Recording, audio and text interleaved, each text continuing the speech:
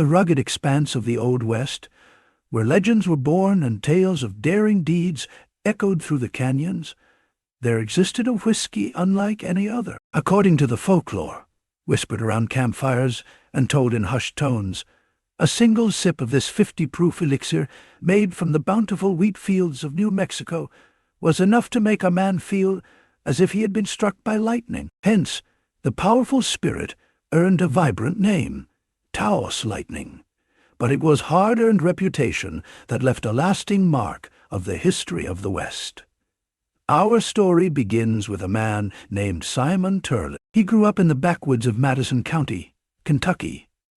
But the family moved to Boone's Lake, Missouri in 1812, after his father passed away. Another famous person from Boone's Lake, Missouri, Kit Carson, who, in my opinion, is the most important person to the American West. These duo roamed the wilderness, their imaginations aflame with tales of the Southwests, spun by a charismatic neighbor, a man named William Becknell. Becknell was a trailblazer, the man who blazed the Santa Fe Trail in 1821, opening the door to the wonders of New Mexico. Becknell's stories enraptured the young boys, and their hearts burned with desire to witness the marvels of the Southwest for themselves. Guided by the promise of opportunity and riches, several families from Boone's Lake and the nearby town of Franklin headed to Becknell's call, embarking on a journey along the Santa Fe Trail to Taos. Among those families were Simon's older brothers,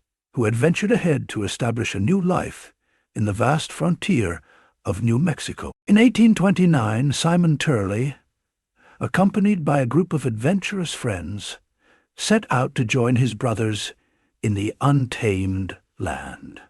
Their most prized possession was a gleaming copper still, a beacon of their dreams to come. Upon arriving in the scenic Taos Valley, Simon Turley purchased a parcel of land in the picturesque Arroyo Hondo, a mere 10 miles north of Taos. The stage was set for the birth of a distillery that would etch his name into the annals of history. With the assistance of his friends, Simon embarked on the task of distilling whiskey from the bountiful wheat fields that stretched across the valley. Little did he know that his companions were more interested in the fruits of their labor than the art of running a business. Recognizing this, Simon made the difficult decision to pursue his distillery as a solo venture, bidding farewell to his wayward friends. But it was not just any whiskey that Simon crafted in the heart of Taos Valley. It was Taos Lightning, a spirit forged from the perfect blend of New Mexico's unique elements. The dry climate coupled with the high elevation lent an enchanting flavor to the wheat, elevating the whiskey to new heights of potency. Intrigued by the alchemy of taste and intoxication, Simon experimented tirelessly, refining his recipe with each batch. Legend whispered that the elixir contained the essence of the Rio Grande River itself, a gallon of its water, thick with the finest silt, blended with a pint of raw wheat alcohol. To this, Simon added a touch of Jamaican ginger, a pinch of bitters, and even a plug of chewing tobacco. My grandpa used plugs of chewing tobacco, I vividly remember. Kind of looks like a sausage that you would cut a plug off. Anyway, side note, once the ingredients were united, the concoction was left to age overnight, steeping in the magic of the land. Some accounts spun tales of gunpowder, claiming they lent the essence to the whiskey's fiery spirit. Yet, the truth of these embellishments remained veiled in the mists of time, intertwined with the folklore surrounding Taos Lightning. As the distillery thrived, Simon Turley's vision expanded. He erected a grand 2-story gristmill, standing tall beside the distillery, a testament to his ambition and ingenuity. A dam was constructed across the Rio Hondo, channeling its waters through a narrow slot canyon, providing the life force to power the mill's grinding stones.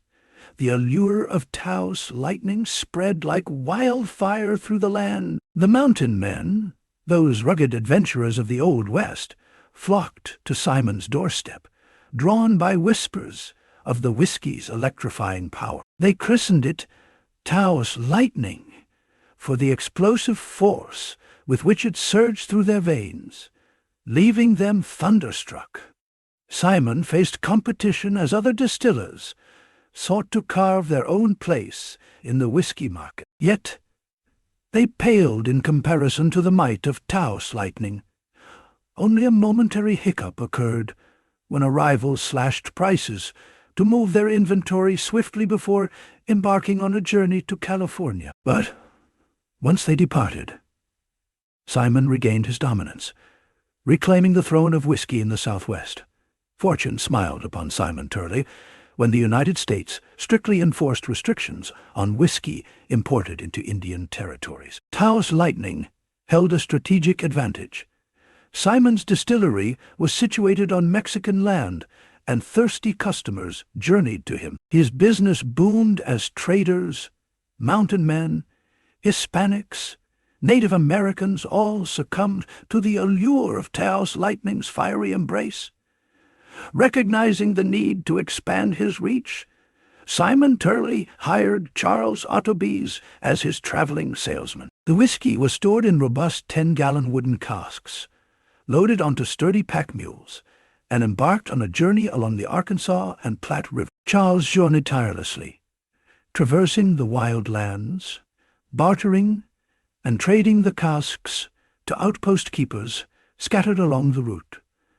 The whiskey found itself in the hands of fur trappers and Native Americans who frequented these trading posts. Taos Lightning became a prized commodity, its reputation preceding it. The trappers passed the bottles from one rugged hand to the other, and occasionally the whiskey's influence extended even into the depths of British Columbia and beyond. But as Taos Lightning's fame grew, so did the weight of its consequences. The whiskey was a force to be reckoned with, strong enough to bring even the toughest men to their knees. It boasted a staggering proof, varying between 40 and 50, ensuring that the mere taste could transport one to the realms of intoxication. An English visitor passing through New Mexico in 1849 chronicled his encounter with Taos Lightning in his journal, describing it as a, quote, fiery spirit. He bemoaned the fact that over half of Santa Fe's establishment served the potent whiskey, witnessing a city awash in, quote, reeling drunken men. Indeed, the whiskey's strengths sparked raucous behavior and chaotic scenes. Fights became commonplace as men under the sway of Taos Lightning shed their inhibitions and embraced their wilder instincts. To counteract the volatile effects of the spirit, one Missouri River trailer devised a cunning plan. He laced each cask with laudanum, a depressant made from opium aiming to temper the whiskey's explosive power. Before the arrival of Taos Lightning, alcoholism and drunkenness were kind of rare amongst Native Americans in the Hispanic population of New Mexico. Access to hard liquor was scarce, however. Taos Lightning's affordability and ready availability shattered the barriers, ushering in an era of increased alcoholism amongst the native peoples of the region. The traders, ever astute in their observations, recognized the Native Americans' weakness to the fiery whiskey. They actually capitalized on this vulnerability, offering generous swigs of Taos Lightning during trade negotiations. With each sip, the Native Americans succumbed to a seductive embrace of the whiskey, more willing to part with their valuable buffalo robes for a mere fraction of their worth. As cunning as some traders were, others chose darker paths, resorting to treachery to gain the upper hand. On occasion, a trader would swap a diluted cask of Taos Lightning for unsuspecting Indians, aiming to con them out of their rightful share of trade deals. While alcoholic beverages were scarce in the Southwest during those days, they were not entirely absent. In the early 1620s, Franciscan priests had established vast vineyards in the Socorro Valley, growing grapes from their sacramental wine. In their copper stills, they even crafted grape brandy. However, these libations were reserved for ceremonial use and not for the masses. Other settlers in the region attempted to produce brandy and wine, but their efforts fell short in both quality and quantity, rendering them commercially unviable. Imported liquors were available, but they proved too costly for the average person to afford. Taos Lightning changed the tide, transforming the whiskey into the lifeblood of the land. As it coursed through the veins of the Southwest, it forever altered the course of history. In the midst of this thriving reign, Taos Lightning also became entangled in the web of tall tales and myths spun by the mountain men and fur trappers of the Old West. The spirit's fiery nature and potency inspired them to craft humorous and sometimes horrifying stories about its effects. For instance, some old trappers would point to a small chihuahua, claiming the dog was once covered in long fur. However, a few sips of Taos Lightning, they jest, caused the poor dog to lube every strand of hair of its coat. Conversely, other tales argued that the whiskey was so potent that it could put hair on a chihuahua's chest. Among the stories sent around Taos Lightning, one of the most captivating revolved around the enigmatic Old West figure named Peg-Leg Smith. Some renditions even suggested that it was Peg-Leg Smith, not Simon Turley, who first conceived Taos Lightning in the 1820s. Peg-Leg Smith was a cantankerous mountain man known for his unsavory exploits, including horse stealing and the kidnapping of Native American children for sale as slaves to Mexicans. His name was synonymous with mischief and lawlessness, making him an ideal protagonist for the Wild West tales. According to the legends, Peg-Leg Smith once found himself bravely injured when an Indian's arrow struck him in the knee, leaving him in dire need of a makeshift amputation. The whiskey came to his aid,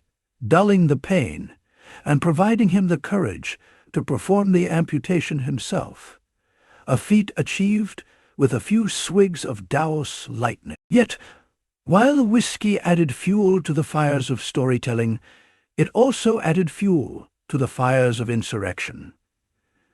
The year was 1846.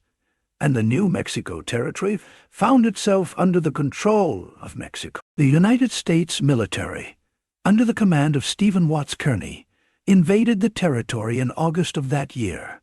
Caught off guard, the governor of the territory, Manuel Armao, swiftly surrendered to Kearny, ushering in a new era. But as Kearny departed for California, leaving Colonel Sterling Price in charge, and Charles Bent as the new territorial governor,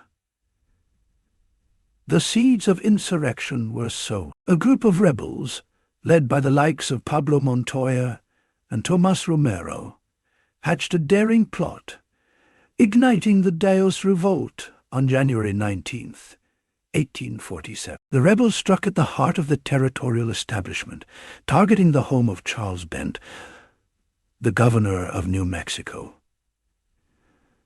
Charles was shot with arrows and brutally scalped in front of his wife and children. The family, seeking refuge and safety, attempted to flee, but fate had other plans.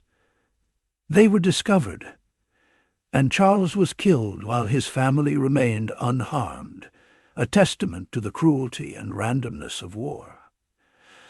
I guess I should clarify. Charles was scalped in front of his family and somehow survived that, but then was killed when they were trying to escape. Story has it that they barricaded themselves in their adobe house, and that the Taos Native Americans would pull their bows back just enough to have the arrows stick into Charles, but not kill him. So they wouldn't do a full draw, they'd do like a quarter draw. That way you could get hit with the arrows, cause immense bleeding, but it wouldn't kill you. So side note.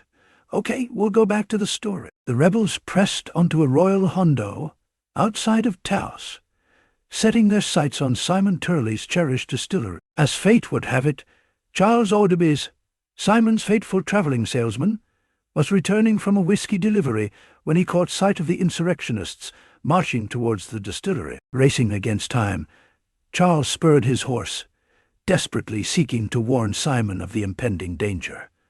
He rode tirelessly to Santa Fe to seek aid and assistance. Left with only a handful of loyal mountain men as his defenders, Simon Turley faced the insurrectionists' wrath head-on. A formidable force of 500 men, comprising both Mexicans and Native Americans, descended upon the distillery, demanding that Simon surrender his property to their cause.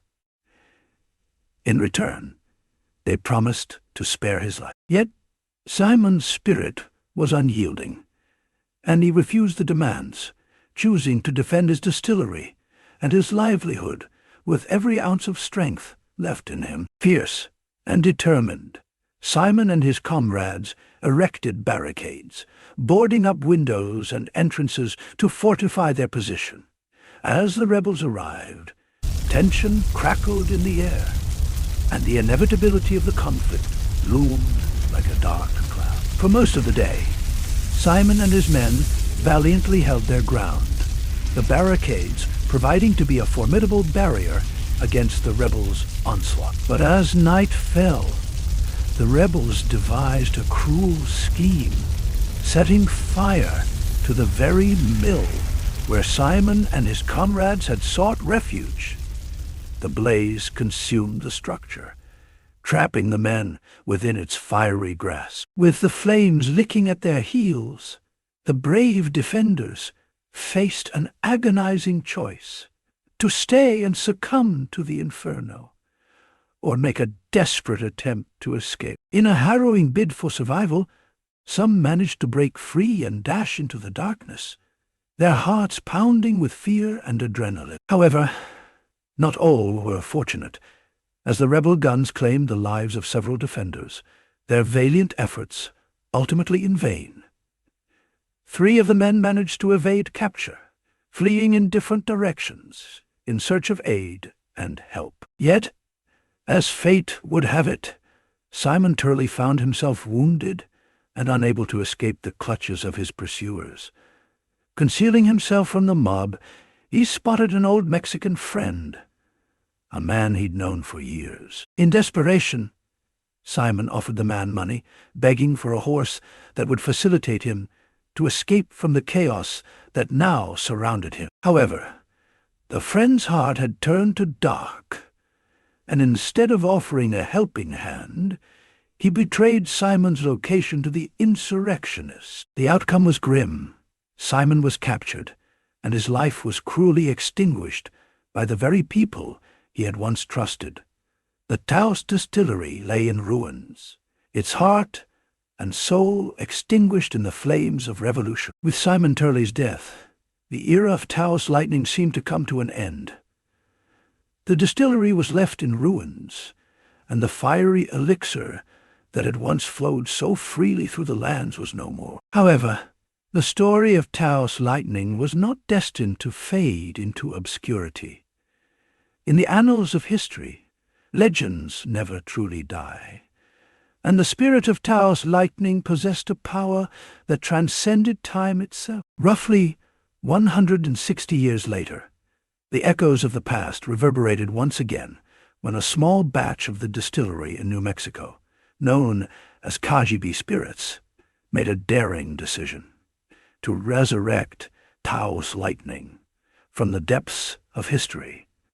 While the modern iteration of Taos Lightning may not boast the same potent punch as the storied predecessor, it remained a beacon that connected the past and the present, allowing those who dared to sip its fiery embrace to taste a piece of history. KGB Spirits carefully crafted its Taos Lightning, using the wheat grown in the high elevations of New Mexico's dry climate, seeking to pay homage to the rich history and legacy of the Old West. With each sip, the spirit conjured visions of bygone era, beckoning adventurous enthusiasts to immerse themselves in the stories of the past. And so, the legend of Taos Lightning lived on, entwined with the very fabric of history, and it whispered its tale to anyone who would listen. In the vast expanse of time, The fiery elixir's legacy continued to illuminate the pages of history, reminding the world that some legends are timeless and eternal,